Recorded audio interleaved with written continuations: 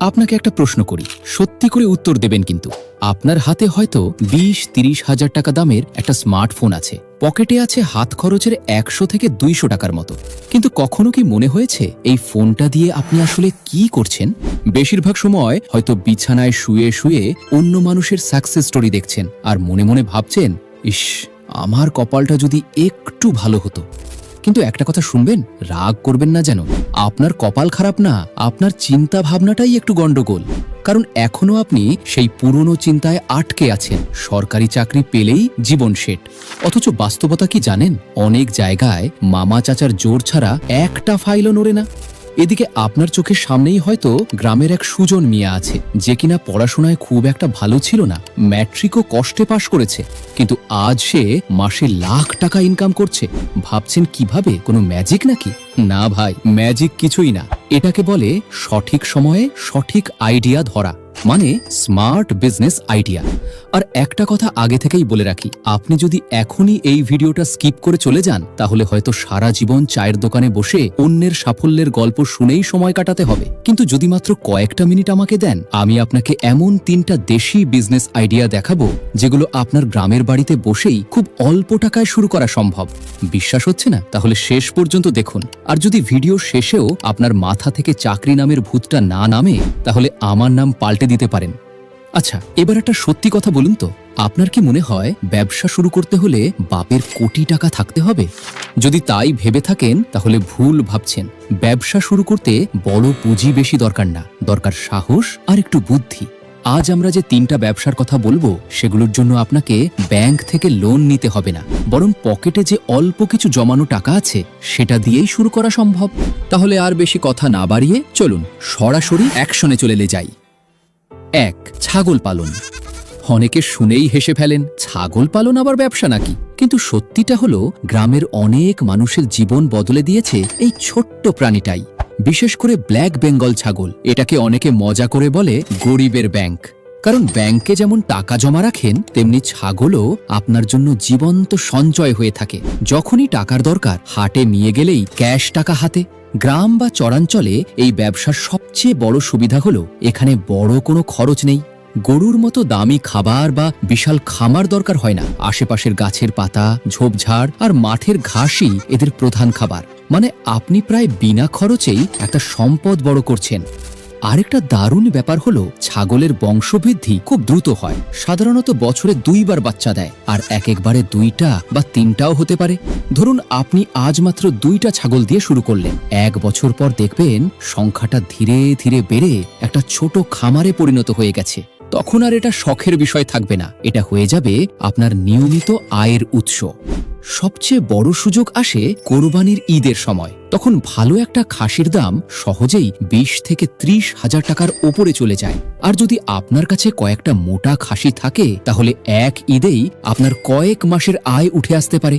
তাই অনেক অভিজ্ঞ মানুষ বলেন, যদি গ্রামের বাড়িতে সামান্য জায়গা থাকে, তাহলে ছাগল পালন শুধু একটা কাজ না, এটা একটা স্মার্ট ইনভেস্টমেন্ট।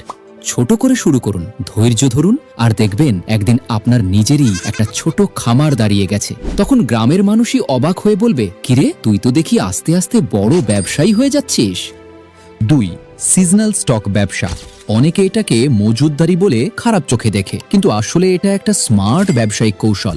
যারা বাজার বোঝে তারা জানে, সঠিক সময়ে জিনিস কিনে রাখা আর সঠিক সময়ে বিক্রি করাই ব্যবসার আসল খেলা। গ্রামে একটা বিষয় নিশ্চয়ই খেয়াল করেছেন, যখন কৃষকরা নতুন ফসল তোলে, তখন বাজারে সেই পণ্যের এত বেশি সরবরাহ থাকে যে দাম একেবারে মাটির কাছাকাছি নেমে যায়। যেমন ধরুন, আলু তোলার মৌসুমে আলুর দাম থাকে 10 বা 12 টাকা কেজি, কিন্তু 3-4 মাস পর যখন সেই আলুই বাজারে কমে যায়, তখন দাম লাফ দিয়ে 40-50 টাকা হয়ে যায়। এই সুযোগটাই কাজে লাগায় বুদ্ধিমান ব্যবসায়ীরা। তারা সিজনের সময় কৃষকদের কাছ থেকে আলু, পেঁয়াজ, রসুন, ধান বা অন্যান্য ফসল কম দামে কিনে রাখে। তারপর কয়েক মাস অপেক্ষা করে।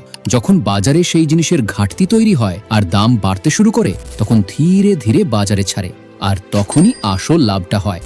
সবচেয়ে মজার ব্যাপার হলো, এই ব্যবসা করার জন্য আপনাকে বড় কোনো ডিগ্রি বা জটিল হিসাব জানা দরকার নেই। শুধু বাজারটা একটু বুঝতে হবে, ধৈর্য রাখতে হবে, আর হাতে সামান্য কিছু পুঁজি থাকলেই শুরু করা সম্ভব। অনেক মানুষ গ্রাম থেকেই এই ছোট্ট কৌশল ব্যবহার করে ভালো লাভ করছে। তবে এখানে একটা বিষয় মাথায় রাখতে হবে, ব্যবসায় যেমন লাভ আছে তেমনি একটু বুদ্ধিও দরকার। অন্ধের মতো বেশি পণ্য কিনে ফেলে রাখলে চলবে না। সংরক্ষণের জায়গা ঠিক আছে কিনা, পণ্য নষ্ট হওয়ার সম্ভাবনা আছে কিনা, এই বিষয়গুলো আগে ভাবতে হবে। নইলে লাভ করার বদলে উল্টো পচা আলুর পাহাড় নিয়ে বসে থাকতে হতে পারে।